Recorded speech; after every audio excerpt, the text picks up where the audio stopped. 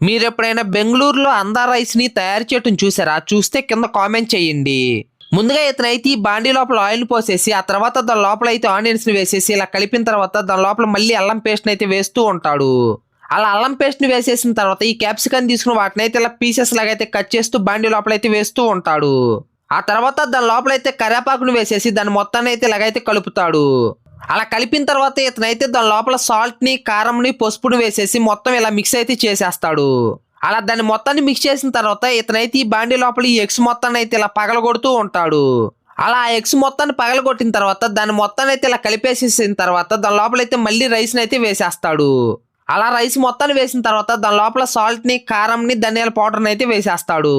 ఆ తర్వాత ఈ బ్రౌన్ కలర్‌ని కూడా వేసేసి దాని లోపలైతే కొత్తిమీరని వేసేసి మళ్ళీ ఈ గెండి సహాయంతో దాన్ని మొత్తాన్ని ఇలాగైతే మిక్స్ అయితే చేస్తూ ఉంటాడు. అలా ఇతనైతే చాలా సేపు అయితే కష్టపడతాడు. తర్వాత చూసే ముందు అందరూ మన వీడియో చూస్తున్నారు కానీ ఎవరు లైక్ చేయట్లేదు. ప్లీజ్ లైక్ చేయండి. ఫైనల్ గా బెంగళూరులో అందా రైస్ అనేది రెడీ అయిపోతుంది.